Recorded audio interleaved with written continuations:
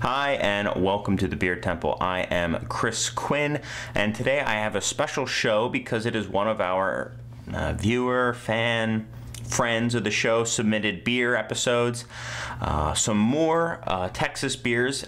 So these beers all come from John Rubio, and in fact he sent me so many more than just this. I think I'm going to need to do a two-part show on Austin, Texas beers. So who would have thought there was so much beer down there in Austin, Texas? We've done a Texas beer show, which was also submitted by a fan of the show, Kelly Podzemny. So, you know, just a little retro shout out to him as well. He was first in my heart.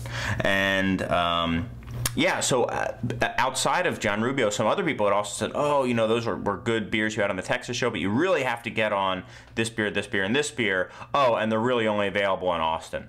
And then, as it would have it, John said, hey, I've got some great beers down here in Austin where I live, and I'd like you to try them. So I'm always up for that. If there's anyone out there who's got some great beer that you think I should be tasting virtually with all you guys, please let me know. Just contact me at the email address info@craftbeertemple.com and we can set something up. A little plug for John. He's got a couple podcasts which I listen to. I only listen to one of them, to be fair. I listen to his podcast called The Beerists, which is a well, it's an audio podcast, and it's a beer kind of style and tasting show, so not unsimilar to this. It's got more than just one or two people on it, and it's I think it's up to, like, 15 or so episodes by now, and pretty good time. So guys, you should check that out as well. It's called The Beerists, and you can get it from their site, or you can get it from iTunes as well. So from there, I'm going to move on with, I guess, what's going to be part one of my Austin, Texas beer show, but don't hold me to that. Sometimes it takes me a while to get around to some of these beers. We have got, first and foremost, you might see this big guy, the Growler. It is not from Bar Lamar, or maybe it was, but the beer isn't brewed by Bar Lamar. It's brewed by Live Oak, which is a brewery down in Austin, Texas, and they specialize in German beers, and they are draft only, I believe. And their most renowned beer is a German, Bavarian style Weissbier, a Weizen or a Hefeweizen, a wheat beer. So it is available on draft only, Austin, Texas only, and it's also very well respected. I think right now it's currently the highest ranked American Hefe that there is, and I think it's maybe number 2 in the world. That's BA. BA is a little bit biased, but generally it trends in a good direction. So my guess is this is going to be pretty good. We've had the a Hefeweizen show very early on in the history of the Beer Temple. It's been a while. I did all German Hefeweizens back then, so this is going to be the first American one, I believe. And traditionally, you are going to be serving it in a big honking glass like this, a big, tall, kind of curved glass. It's called a Hefeweizen glass, and really this beer is, this glass is designed like this for several reasons. One is to keep it nice and cool. It's just a summer refresher beer in Bavaria. And, with the majority of the beer up here, you're holding it down here, your hand isn't really warming it. That's the first thing it does.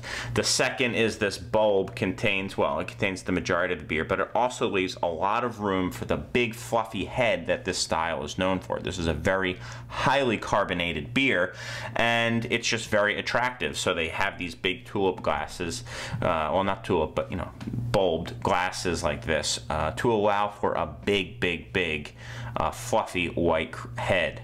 And finally, just the whole height of the glass, gravity works in your favor. So when you're tilting it, there's a lot of beer pushing down on you, and it makes it easier to kind of drink in nice big gulps. So that's a third kind of design element that this glass has that makes it exceptionally good for drinking these style beers. all that being said, I will not be drinking out of it because I've got some other beers too from Austin, and I'm gonna just be drinking them in my tulip here, so you guys can hate on about that. But I think this is a really nice all-around tasting glass. I don't drink Hefeweizen in this glass. I don't drink either of these styles typically, but I do taste in this glass. So anyway, moving on to actually tasting now the beer. I'll give it a nice little pour. Maybe I'll give it a splash more. And I'm actually taking this growler somewhere else with me because I want to share it with some people. So that's another reason I don't want to pour this big glass and then, you know, bring a half or a mostly empty growler. So there you are. Okay, so Hefe means yeast. Weiss means wheat. Yeast, wheat. That is what that beer means. Hefeweizen. There's also crystal Weizen, which means, I guess, crystal clear. I don't know what that means actually, but it's basically a filtered Hefeweizen. So you can see it's a very kind of orange, murky color. That's because there's a lot of yeast in suspension here typically. I haven't really seen if there's a lot of sediment down here at the bottom, but typically when you pour these beers, you make sure you get all the sediment in there as well.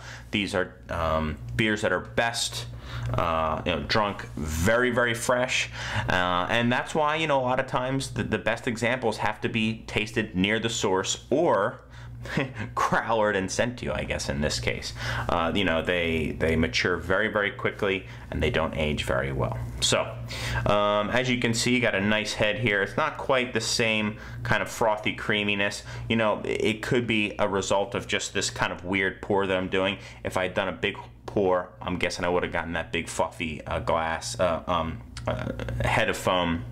And also, who knows, I mean, this growler probably isn't absolutely ideal for transporting the beer for a couple days, but you know, certainly has a pretty nice creamy dollop of head and a pretty attractive looking beer too. Kind of a murky yellow, hints of kind of like a brownish color and some orange, but it's nice.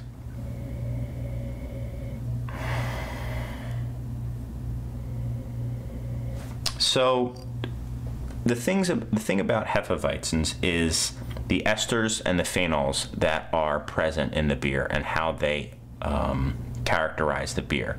These are given off by the yeast, so the flavor of this beer is very, very much yeast driven. And depending on how this beer is brewed, affects these ester and phenol formation. So the esters are going to give you a fruity banana orange character to it. Sometimes it can border on bubble gum, and the phenols are going to give you a spicy note.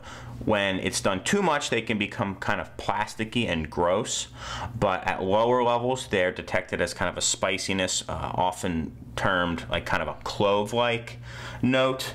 And depending on the temperature of your fermentation, you get more esters or more phenols. So it's kind of like an X like this. So at a certain amount, a certain temperature, you're getting a lot of phenols and you're getting a lot, hardly any esters, if that makes any sense. And as you go up in temperature, or it might be down, don't quote me on that, you're getting no phenols and a lot of esters. So what people try to do is hit it right at the cross, right in the middle, right here, where you're getting both. And typically the best examples of the style are determined by the ability to get both of them in somewhat prominent amount, but not overwhelming amounts. So you don't want it to be like a gross kind of spicy bomb or taste like you're chewing like a big big chunk of like nasty bubble gum. You want it to be really refined but prominent and really have a lot of complexity from both the phenols and the esters. So this one, let's get back into it. The esters first are definitely there. I like that it's very clearly banana, but it's like a very fresh banana, almost like a green banana that's just starting to ripen. Not one of those like cloying, overly sweet banana flavors that you can sometimes get in Belgian or German ales, and really nice. Second, you absolutely get a really nice spiced character to it. So, and I would say it's certainly clove. It's underlying. I think it plays secondary to the esters, but it's certainly there, kind of propping it up. Really, really liking this fresh banana note to it. That's about it. I might be getting a hint of like kind of like a crisp maltiness, but definitely that's in the back end. No hops that I can detect.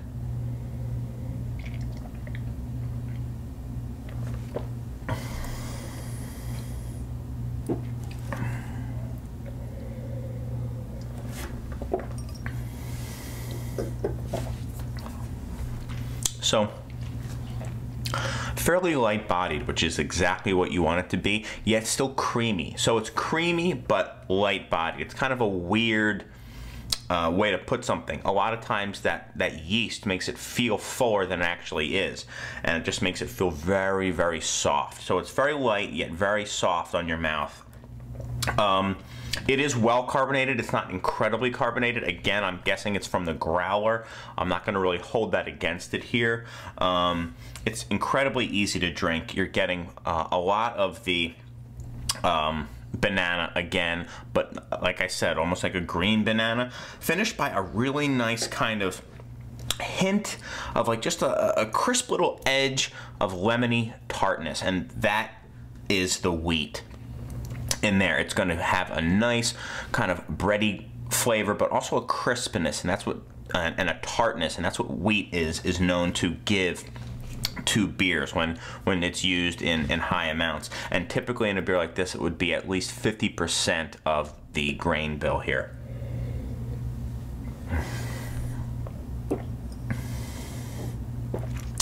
It's a good one. I love that the esters and the phenols are in moderation, but it makes it so much drinkable than a beer that's just a kind of cloyingly banana or bubblegum, something like that. It leaves my mouth with just a really nice banana flavor, hint of spiciness from there as well. I like this beer. This is a beer I have no problem sitting out in a beer garden and ordering glass after glass of. I'm going to go 93 for the Live Oak Hefeweizen. It's really nice, and it's really enjoyable for me right now. Like it very much. Thank you so much, John, for letting me try that beer. It's the first time I've ever had it, and hopefully not the last time. All right. Definitely a unique beer, so I want to give a rinse to it. Smell my glass, make sure I'm not smelling anything, so I can move on to the next one. This is Austin Brewworks, a small brewery that cans exclusively, also in the city of Austin, Austin Brewworks. And they also have somewhat of a specialty for the German style beers. They do have a pale and an IPA, but what I have here is the German style Pils and the Schwarzbier, which we just did a Schwarzbier. We did a Helles, which is close to the Pils. I'm not going to apologize, but you know, check those shows out, guys. It's definitely styles that I think are underappreciated, and I'm glad to see more and more small breweries getting into it. Love the design, the package design here.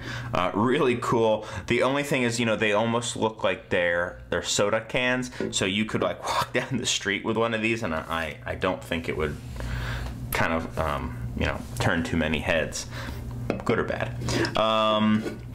Really slick website that these guys have. You might want to check it out. It's pretty cool. Looks like they've got some ties to Flying Dog in Frederick, Maryland, which is cool. We've got some friends there. And both these beers are a little bit on the bitter side by classic examples, but very much in line with the American taste. We like our stuff a little bit hoppier and a little bit more bitter. This is the Pearl Snap, a German style Pils, so that's going to be a little bit lighter in body. It's also going to have typically less hop aroma and more bitterness. So it's going to be lighter bodied, more bitter, and a little bit less of the hop character, typically. As you go up north, they tend to get more bitter. So I'm guessing this is going to be kind of a North German style Pils here. Crystal clear, man. This is about as clear beer as I can remember seeing. Really, really brilliantly clear, golden yellow, just a hint darker than straw, you know, like a light gold, and a nice little head on here.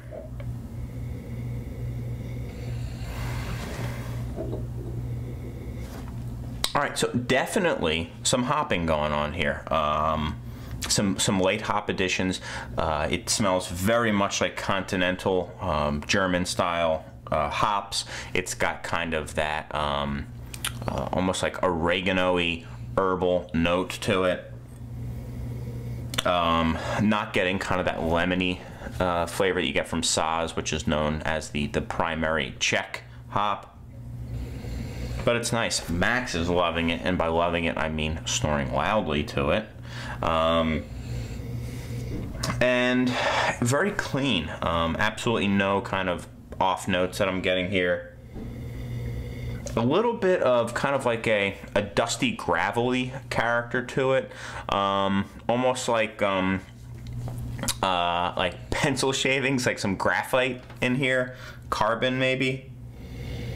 But it's pleasant. I'm a big fan of kind of minerality in here, and it's not quite that same minerality sulfuriness, but it's close to it, and I'm digging it, and I think the hops that they're using are working very well.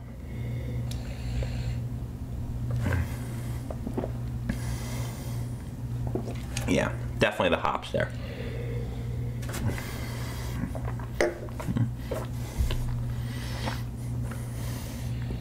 Yeah, big time, big hop beer. I think almost of like a little bit of Prima Pils in the amount of hopping that it's got here. Really nice. Definitely a Pils for people who are not afraid of hops. Not overly bitter, although there is quite a bit of bitterness here in terms of a Pilsner. Now, by IPA standards, it's not really that bitter at all, but with such light body, that bitterness comes through. You also get a lot of that same kind of minerality and I'm petting my dog with my foot now, and I've lost my train of thought. And that dark, like I was calling it oregano before, which isn't quite fair, but it's definitely like a more pungent, dried herbal note to it. And I like that. I think that graphite note is probably coming more from the hop than the water profile. That's just my guess, but I really think that it is. I like this beer. I like that it seems to have a perspective. It's not necessarily trying to nail any, you know, classic example of the style. It's kind of being its own thing, and it's fun. I really like it, and it's a beer that, you know, I could see myself kind of getting a craving for. You know, certain beers that you say, oh man, you know, I could really go for not just that style of beer, but that particular beer, and I could see that. Me being like that with this beer and just kind of like getting onto a kick with it. I like it a lot. I'm going to also give this beer a 93. I think it's really good. I'm kind of like a Pils geek, so I don't know if everyone would love it as much as me. This is definitely a beer that I don't think is trying to hit the center road for everybody. I think it's doing its own thing, and if you like it, cool. If not, then hey, oh well. Might be putting words in the brewer's mouths there, but I always like beers that have perspective rather than just tasting like every other IPA or something like that. Moving on, we've got their Black Thunder. This is their Schwarz or black beer. Just did a show on that, so I'm not going to talk too much about the style. Go back 1 or 2 episodes, and you'll be able to learn a little bit more about it. You know, definitely a German style, and you know, one that you don't see too often in America, especially at brew pubs.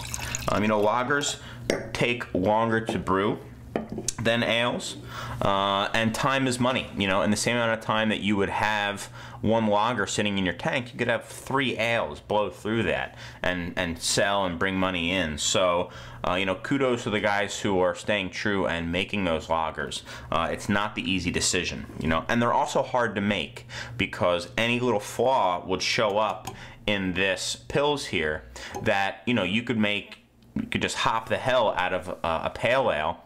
That same flaw at the same level would be completely undetectable.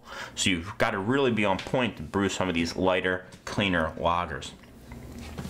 Schwarzbier, let's take a look at it. Again, absolutely brilliantly clear. It's much darker, so you can't like see right through it like with the Pils. But man, a really striking garnet color. Kind of like a fiery color because there's really striking ruby colors, but very dark in general. So when the light hits it, you get bright red, and otherwise it's pretty dark brown. Holding it up, you know, it's definitely more of kind of a medium brown color, and the head on it is wow, pretty white actually. So nice looking beer.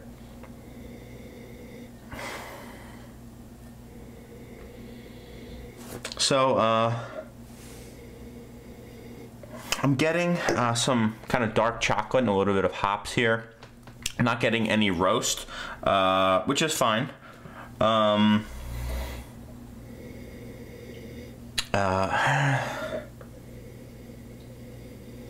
Maybe I'm getting a little roast. But it's more chocolatey and very easy on the roast, not kind of like a burnt or acidic kind of roast or a bitter roast here.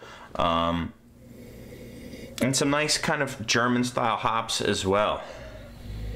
No off flavors. And a nice, almost like a bit of like a caramel. I don't want to say buttery. It reminds me of butter, but not in a diacetyl way, but like kind of a creaminess, I should say. Or maybe like an omelette-y note to it.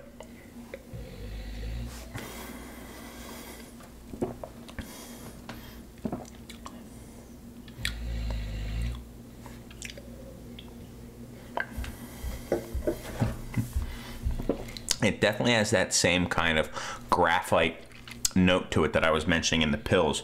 Again, so it might be the same hops, it might be the water. Now I'm leaning back and saying maybe it's the water profile again. I don't know. Maybe someone from Austin Beerworks can help me out with that one. But that's really kind of at the back end. The first thing you taste is that kind of chocolate flavor to it. I'm going to pour myself a little bit more. And it's a clean beer.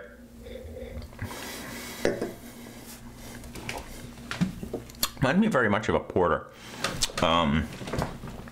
Almost like those American style porters that well, they're kind of out of fashion. Like for a while, Yuengling is one big example. You know, a lot of American porters were actually lagers, and that's what this kind of reminds me of kind of like a Yuengling porter style beer. It's got that kind of chocolate. It's got a little, just the slightest hint of a roast on here. More of like a rich toast and chocolate in there.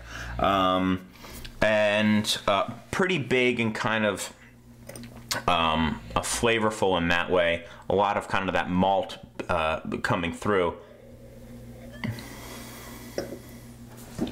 And then you kind of get the tingle of the carbonation, which acts as a transition to the back end, where you're getting that kind of mineral hop note on the back. And it leaves you, that's actually where you get the roast, is right on the back end. You're getting a little bit of that roast, as well as just some bitterness as well. Certainly some bite here as well. It tastes almost as bitter as the Pils. The Pils was just so much lighter bodied that it was more apparent.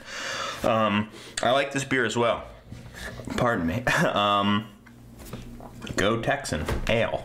Even though it's a lager. I think that's something to do with alcohol percentages. Texans call ales, whatever, I'm not going to get into it.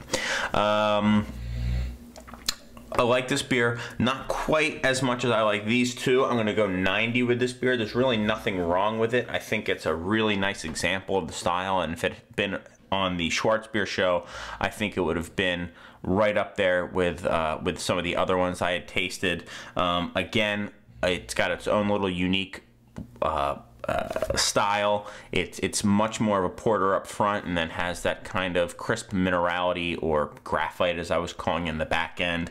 Kind of has an interesting transition to it there. Good beer. All three great beers. Thanks, John. You sent me some winners, and I've got 2 more to come. So, you know, who knows how it's going to end.